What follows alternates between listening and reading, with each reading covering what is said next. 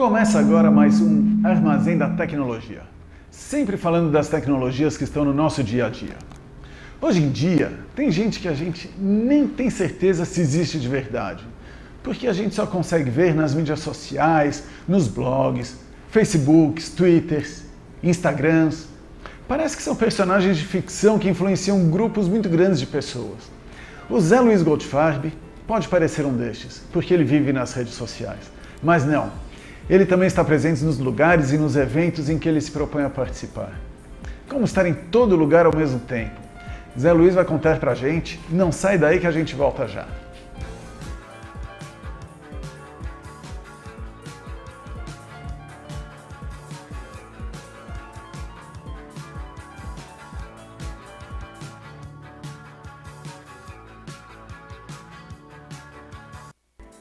Estamos aqui com José Luiz Goldfarb, que é físico, filósofo, historiador, professor da PUC, mestre pela Universidade McGill do Canadá, doutor pela USP, curador do Prêmio Jabuti. Ele trabalha para a Prefeitura do Rio de Janeiro e faz mais um monte de coisas ao mesmo tempo, além de twittar.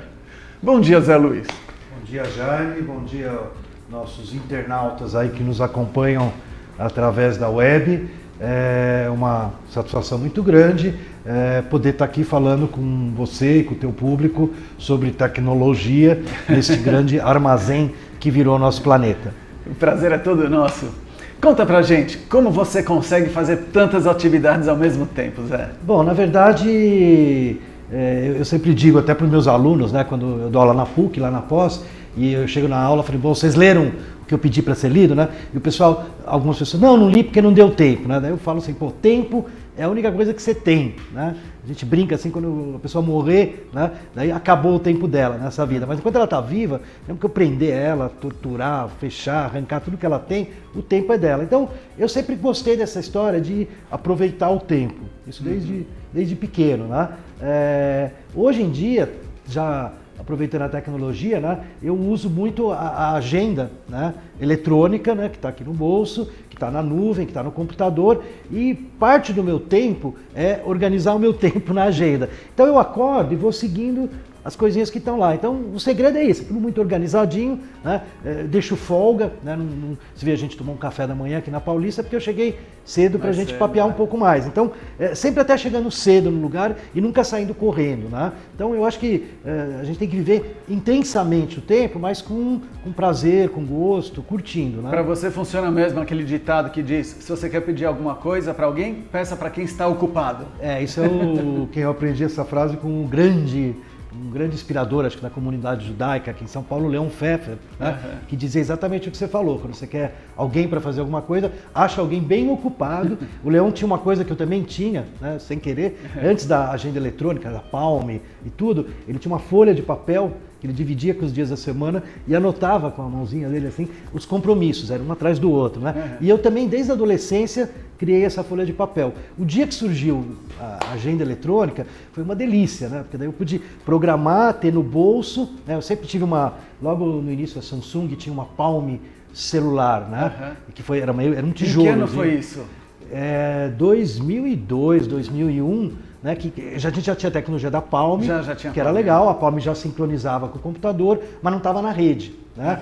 Daí a Samsung lançou um Palm, em conjunto com a tecnologia Palm, né, com o sistema da Palm, uma Palm celular. E eu achei numa loja Vivo aqui em São Paulo e logo comprei, porque além do mais, né, o que eu curti muito o meu trabalho, em parte, é colocar pessoas em contato, né?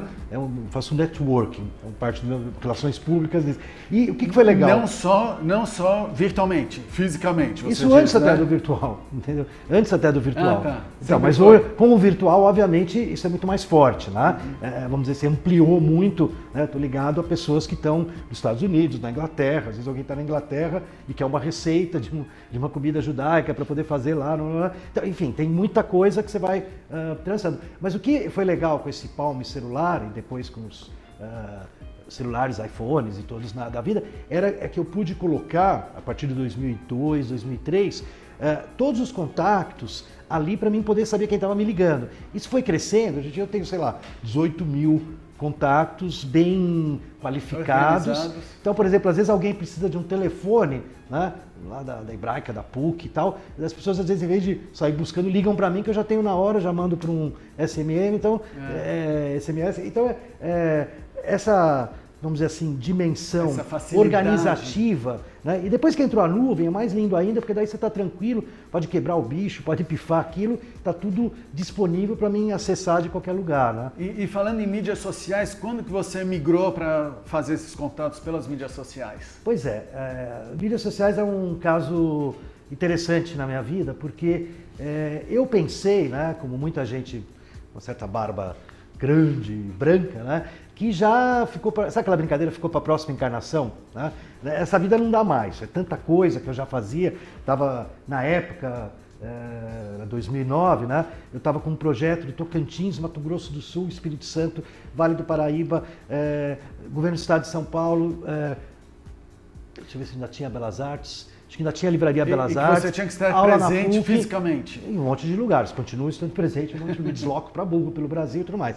Então, naquele momento, eu achava, né, estava surgindo as redes sociais, Facebook, Twitter, tudo, eu brincava, né, olha, não dá mais tempo, isso fica para a próxima vida, tal, a gente está naquela dinâmica.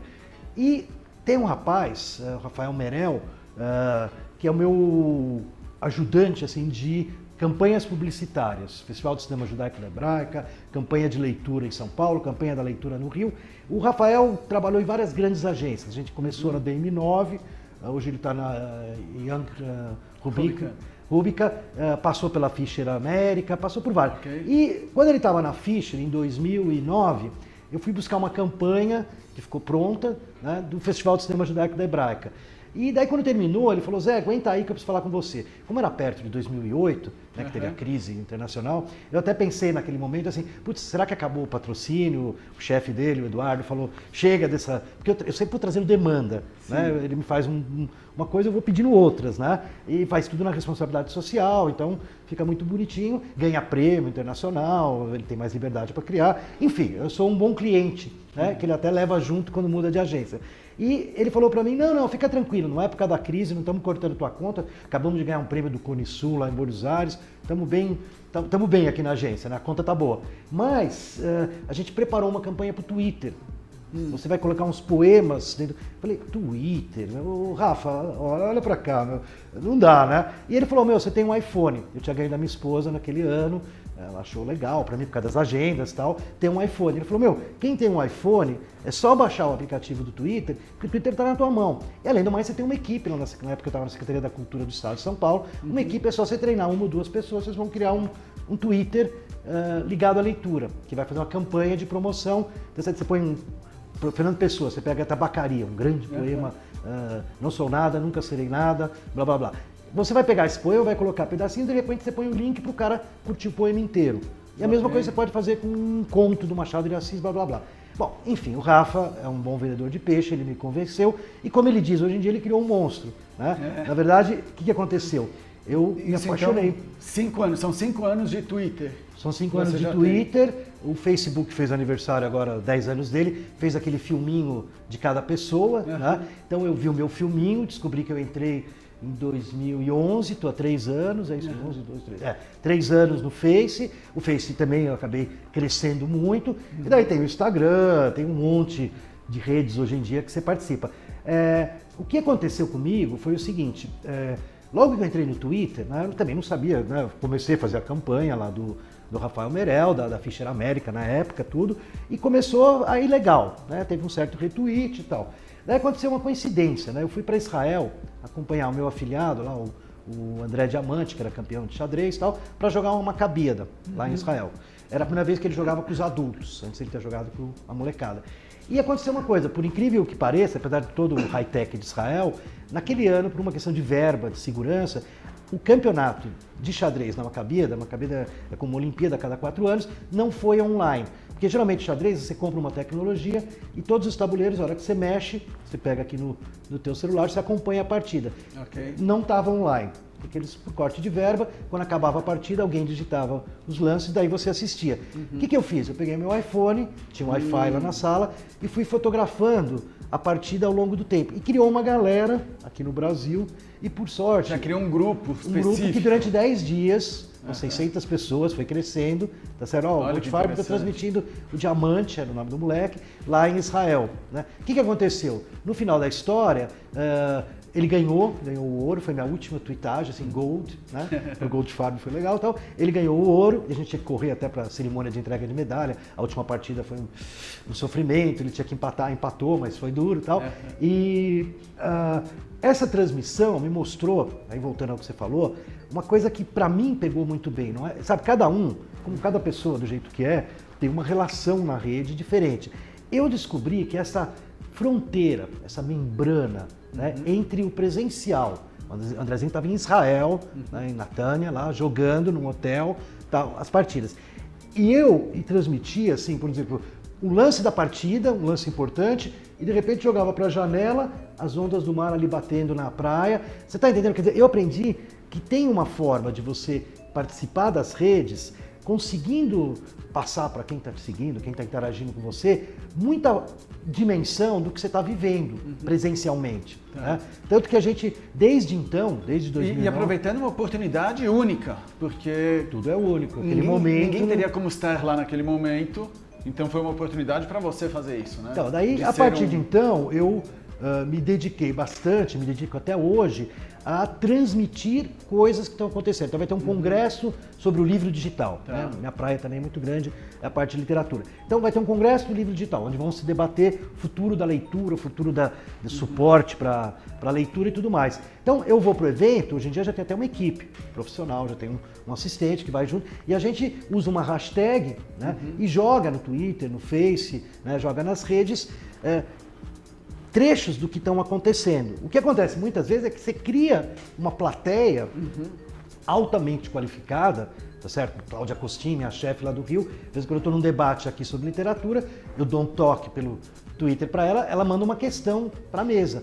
Né? Então eu acabo fazendo através da rede uma mediação entre o que está acontecendo ali, como você falou, único naquele momento, e um monte de gente, o senador Cristóvão Buarque lá em Brasília, um professor lá em Porto Alegre, então às vezes gente de Portugal, da África, né? Eu optei pelo português porque já dá para se divertir bastante. Se precisar a gente passa para o inglês, mas fica mais firme no português. Então essa galera, eu vou muito em evento literário, né? E eu trago para a mesa, às vezes o pessoal me dá um microfone, outro Fábio, o que está rolando aí no Twitter? Eu já trago as questões de outras pessoas. E uma vez conquistado esse público, ele passa a ser seu público cativo. Apesar que eu vou te contar uma coisa, né? As redes, como tudo na vida, elas também vão se reciclando, você entende? Tem pessoas que foram muito ativas, agora mesmo eu estava num evento promovido pela Feira de Frankfurt, aqui em São Paulo, e no Sesc Vila Mariana, aqui pertinho, e eu encontrei uma pessoa que chegou para mim lá, João. Ele falou, Zé, eu era o @Vitrais, né? Daí eu até tenho que falar para a pessoa assim, me dá 5 minutos, porque é tanta informação que eu preciso de um tempinho no meu hard disk aqui para processar. Passou uns 5 minutos, eu já lembrei quem era o Vitrais. Ele foi muito ativo na área de educação, trabalhou na TV Cultura, tweetava muita informação de debates, tal, e a gente agora atualizei, sei onde ele está. Mas você de fato vê tudo que você recebe? Ou é a sua equipe que vê? Você tem acesso, você tem tempo para ver todos os hashtags, todos os... Então, na verdade, é igual a vida, querido. Você passou agora na Avenida Paulista, se eu te perguntar o que você viu, o que você não viu, você vai ter que pensar um pouco, porque pode ser que você prestou atenção, você entende que está nublado, né? Eu acabei de dar uma olhada para cima, bem aqui em frente, tem uma hora que tem 2 prédios que falam uma perspectiva bonita. Quer dizer, o que você viu quando você estava andando na Paulista?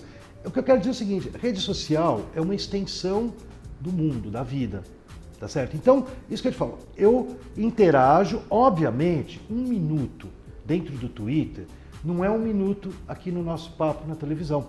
Porque aqui eu estou falando, está sendo gravado, está sendo transmitido, tá legal. Agora, no Twitter, em primeiro lugar, eu não uso a fala, eu uso o dedo. O dedo, falar com os dedos é mais rápido do que com a língua. Ok. Tá certo? Tem que ser mais objetivo de qualquer jeito. Tem que ser mais objetivo e você dá o enter, já está respondendo o outro. Então, eu só queria te dizer o seguinte, quer dizer, o que eu... talvez uma parte do sucesso meu de estar nas redes, ter tanta gente, ter tanta interação, é porque eu percebi que em 1 minuto, 5, por exemplo, quando o trânsito para de vez, tá? Acontece em São Paulo, né? Dá uma parada total. Eu deixo o celular guardado, mas quando o trânsito para total e a gente vai ficar 10 minutos ali parado porque teve uma batida, porque está tendo uma manifestação, hoje em dia, né, toda hora. Esses 10 minutos que para, eu até hoje em dia falo assim, hoje em dia, eu nem me importo, porque em 10 minutos eu faço tanta coisa de trabalho, de amizade, de orientação, de possível prospecção de trabalho, tá certo? Então, é muito rápido a possibilidade de você... Agora, o que você perguntou, tudo, entendeu? Não é tudo. Você, usando os apps, tá certo? Você vai descobrir... Qual é a diferença, por exemplo, do Twitter e do Face? Você tem, o Face tem um algoritmo que está ali por detrás, que o Mark Zuckerberg, a turma dele, criou, que vai te organizando a informação. O Twitter, ele é mais simples nisso. Ele não está... Ele está colocando os Twitters, se você fizer um timeline teu, né, na tua telinha absolutamente, como você falou, maluco. Então, você pega um TweetDeck, que é um app que tem tanto no celular como no computadorzinho, e você põe as colunas, às vezes eu tenho organizado ali 100 colunas, você entende? Você corre as colunas numa diagonal, é claro que quem está à esquerda, tá certo? Está mais próximo do teu uso imediato. E você vai correr. Então, isso que eu falo. Esse é mais um segredo. O TweetDeck? TweetDeck. É mais um segredo. O Twitter já comprou, já é do Twitter. Era uma iniciativa de uns jovens que o Twitter foi lá e pimba comprou. Mas enfim. Mas é mais uma forma de você ganhar tempo com isso. Você estrutura a tua. Como você olha as pessoas, ou os temas, ou as hashtags que você está interessado.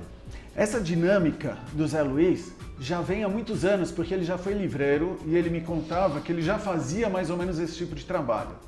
Logo depois do nosso intervalo, ele vai contar um pouco sobre esse passado e como que a tecnologia mudou essa visão dele.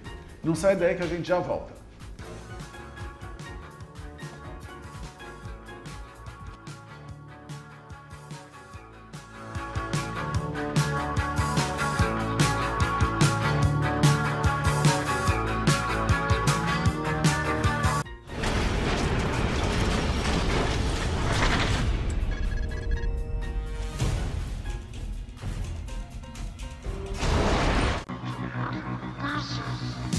Olá, meu querido telespectador, mistura de telespectador com internauta. Sabe quem está de volta? É claro, o programa Despirocando comigo, Jorge Paulo. Então, ó, temos um encontro marcado toda sexta-feira às 11 horas da manhã e o programa continua o mesmo: mulher bonita, música, humor, entretenimento, diversão e tudo mais que você pode imaginar e não imaginar. Então, ó, sexta-feira, 11 horas da manhã, eu com o Despirocando aqui pela TV Geração Z.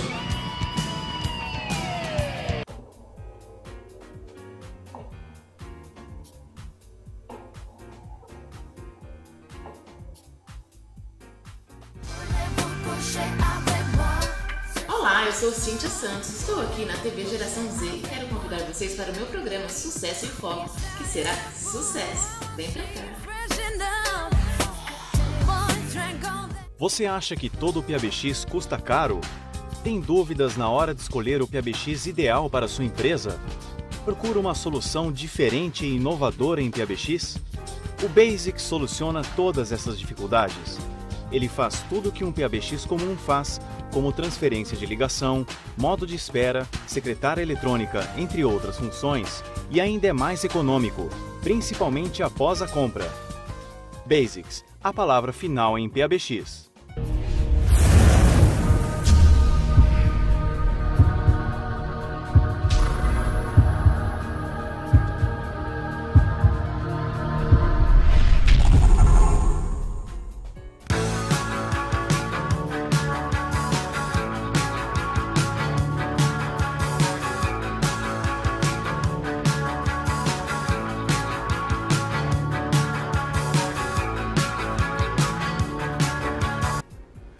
Estamos aqui de volta com o José Luiz Goldfarb, contando histórias maravilhosas dessa mudança toda que a tecnologia promoveu na vida dele. E para vocês saberem como que é essa tecnologia toda. A diretora do meu programa é a Flávia Feola, só que hoje ela não está presente, mas ela está aqui comigo no WhatsApp, dando as orientações e falando que está adorando o Zé Luiz. Espero que você também esteja gostando. Zé Luiz, conta pra gente um pouco dessa sua história, porque o Zé Luiz ele foi livreiro muito famoso em São Paulo e depois ele migrou para esse mundo internetico e cibernético. Conta pra gente como que foi isso, Zé. Tá legal, Gê. Agora só que eu também tenho que dar um toque aqui pro meu celular. Você tá vendo o WhatsApp aí com a chefa. Eu tava com a minha plateia aqui dos internautas. Então eu queria dar um abraço pro Ricardo Fonseca lá do Maranhão, que tá acompanhando. A Laura Xavier lá de Belo Horizonte. Minha parceira do Doe um Livro, que é uma campanha fantástica, que já arrecadou quase 800 mil livros no Brasil e distribuiu bem direitinho pro pessoal tá lendo nas periferias das grandes cidades e das pequenas também. Bom, eu tive aqui na Paulista, né, onde nós estamos aqui gravando, ao vivo, a Livraria Belas Artes, né, durante 18 anos. Não fui eu que criei a Belas Artes, eu já peguei o barco andando. Foi um grupo aí de pessoas que tiveram uma ideia muito legal no final da ditadura, criar uma livraria café, aberta 365 dias do ano, quando o comércio não abria no domingos e feriados. Né? E nem à noite. E nem à noite. Né? O quente da Belas Artes era à noite, né? Às vezes a gente ficava até meia-noite, 1 da manhã, e a Paulista era aquela esquina paulista com a Consolação. Era um sonho assim de gente, de segurança e tudo mais. Tudo aquilo obviamente degradou. A vida cultural da cidade se limitava mais ou menos a essa região, não era? Bom, era um polo forte. Era um polo forte. E você tem razão, porque você descia a Consolação, chegava ali na Praça Roosevelt, você tinha o Cine Biju, que era um cine de arte super chance, como era o Belas Artes e tal, que vai voltar, né? O Belas Artes está ensaiando aí um Caixa Belas Artes, com a Caixa Econômica. Mas enfim, eu tive a ascensão e queda da esquina, porque a partir de um determinado momento, quando foi chegando o novo milênio, o novo século, na verdade, para nós não foi nada novo, foi tudo volta não, né? É como se a gente tivesse a Cracolândia abriu uma filial ali de madrugada na Paulista e a coisa degringolou. Né? Mas na prática, o que acontece? Eu fiquei 18 anos à frente de uma livraria que era pequenininha, era aberta, não era 24 horas, mas era quase, né? E era aberta 365 dias do ano, isso era verdade. Natal, Ano Novo, tudo. Como a internet hoje, né? Como a internet hoje, era online, exatamente. E eu trabalhava muito na frente do balcão ali, atendendo e conectando as pessoas. Então, isso que eu te falo, na verdade, a livraria, ela era uma rede, tá certo, de pessoas interessadas na literatura. Esse era o ponto que unia todo mundo, o livro, né? Todo mundo vinha na Belas Artes, de toda São Paulo, de todo o Brasil. Gente que morava no exterior, quando vinha, dava passadinha no domingo, porque o domingo estava aberto. Às vezes sentava dentro do balcão comigo, né? Tinha um cara de comércio internacional, muito rico, muito poderoso e tal, que ele entrava, todo gordão, sentava ali, ficava escolhendo os livros, sentado do lado do vendedor, né? A loja era muito informal, ela tinha um lar assim, a turma brincava, a cultura era o establishment, a Belas Artes era o underground. Né? A seleção de livros eu que fazia, então, obviamente eu fazia pelo que eu achava legal, mas pela percepção do público com quem eu interagia. Então a interação com as pessoas era muito grande. Eu atendia ao mesmo tempo umas 10 pessoas dentro da loja. A loja ficava cheia, que era ótimo, né? Saía gente pelo ladrão, era muito... Né? O Gilberto Gil deu uma entrevista na Playboy na época dizendo que ponto para namorar em São Paulo, Belas Artes. Porque você encostava nas pessoas, não tinha como ficar longe, né? Ficar sozinho ali dentro. Na verdade, você fazia um Twitter físico, né? Era uma rede social muito forte, a loja, aquele pequeno espaço, né? Que frequentava desde os políticos, José Serra, José Genuíno, todo o pessoal da televisão, da Globo, dos jornais. Né? E se propagava, porque você estava aproveitando uma oportunidade. Eu estou fazendo um paralelo aqui com o que você acabou de contar. A gente era notícia. Todo mundo falava das redações. Você está sem notícia na Folha, no Estado, liga para Belas Artes que eu sempre tinha uma notícia. Uma história, um livro novo, uma fofoca de um autor, enfim. Sempre tinha alguma coisa legal rolando que a gente podia passar. E a gente sempre estava aprontando alguma coisa. O Haroldo de Campos fazia uma tradução da Bíblia, eu arrumava um cara que lia o hebraico mais perfeito possível para fazer a leitura do Bereshit, do Gênesis, junto com o Haroldo fazendo a tradução. Haroldo era assim um cara que semanalmente se comunicava, inclusive para comprar livro. Quem for aqui na Avenida Paulista, na Casa das Rosas, ver a Biblioteca do Haroldo de Campos, vai descobrir que entre os 25 mil livros que estão lá no porão da Casa das Rosas na biblioteca, uma parte grande tem o selinho Belas Artes, que era o nosso selinho da livraria. Então, essa foi uma experiência muito rica, que além do aspecto rede social, também me deu um know-how, que eu agora transformei na JL Goldfarb, né, que é a minha empresa, é o meu ser virtual também, vai achar, quem quiser achar no Twitter, no Instagram, só no Face que é José Luiz Goldfarb, mas também aparece muito lá o JL. Então, a JL virou uma empresa das poucas no Brasil, focadas no incentivo à leitura. Então, a tua pergunta é assim, quer dizer, a Belas Artes me deu tanto know-how para mergulhar nas redes, já com essa experiência de interatividade e comunicação, sem ser hospício. Tem gente que brinca assim, eu me lembro, uma vez eu lancei a pergunta, o que é o Twitter? Né? E o pessoal achou até que era uma pesquisa da PUC, porque eu sou professor da PUC, era uma pesquisa oficial da PUC. Não era, foi uma ideia que eu tive, rolou um fim de semana com centenas, milhares de respostas. Né? E teve sempre aquela brincadeira, põe 4 paredes que você criou um hospício. Né? Não é verdade, você entende? Quer dizer, você fala com muita gente ao mesmo tempo. Só que, diferentemente do hospício onde está todo mundo falando, mas sem se comunicar, dentro da rede, na minha opinião, né, há alta comunicação. Né? Então, esse é um aspecto. O outro aspecto é que eu acumulei essa coisa assim, a Belas Artes ela era aberta para a rua. Ela não era uma livraria de shopping, né? Nada contra as livrarias de shopping. Mas aberto para a rua tinha uma vantagem. O cara não precisava dar um rolezinho no shopping para chegar na Belas Artes. Se ele passava na Belas Artes, podia ser aquele cara com bermudão lá da Zona Leste que veio ver uma exposição no MASP. O MASP naquela época teve Salvador Dalí, teve outros momentos da Paulista, né? Foram momentos áureos. A questão cultural na Paulista realmente borbulhava e a Belas Artes, estava junto. Então, o carinha que estava passando ali, até o carinha que estava indo no Pacaembu assistir o jogo também. Eu tive problemas, às vezes, de torcida invadir, ter que fechar a porta porque estava tendo briga. Enfim, a vida não era fácil também ali naquela esquina. Mas, o que acontece? Você tinha o cara que não era leitor e a Belas Artes criou uma escola de leitores. Como fazer novos leitores. Hoje, depois que eu saí da loja, que eu pensei que eu ia me dedicar full time, isso não existe na minha vida, nada é full time, porque eu faço um monte de coisa ao mesmo time, né? Ao mesmo tempo. Mas eu pensei que ia me dedicar à PUC, à universidade. O que aconteceu? A Cláudia Costin, que até hoje trabalho com ela em projetos, agora ela está na Prefeitura do Rio, na época ela estava na Secretaria de Estado da Cultura do São Paulo, então eu trabalhei com esse estado de 645 municípios, né? Descobrimos que quase 100 não tinham biblioteca, abrimos uma biblioteca em cada uma desses 100 cidades do nosso estado, né? E o que eu acabei percebendo? Que eu tinha criado uma metodologia, uma forma de incentivar a leitura. Ora, o Brasil está longe de ser um país de leitores. Na verdade, as pessoas, infelizmente, aqui na Paulista, se você entrevistar, quem tem um livro no bolso, um pocket, né, é pouquíssima gente. A gente já fez a gente fez um corredor literário que a gente ocupou 15 prédios na Paulista, isso em 2005, 2006, foi um projeto que a gente teve na época, e a gente colocava umas letras gigantes na porta dos prédios, né? A prefeitura deixava, apesar de ser cidade limpa, tal, por causa de ser literatura, tudo, e às vezes as televisões vinham, as televisões abertas aí, e entrevistavam as pessoas, e eu colocava isso, pergunta quem tem um livro, né? Pouca gente tem um livro na mão. A gente pode dizer que você sempre foi, então, um promotor de leitura. Isso. Não promotor de livros, mas de leitura. Isso, eu até brinco. Uma vez eu estava num Passo Fundo, tem as jornadas de Passo Fundo que promovem a leitura e a literatura, e eu estava com uma mexicana fantástica, que faz a mesma coisa que eu lá no México. Tá?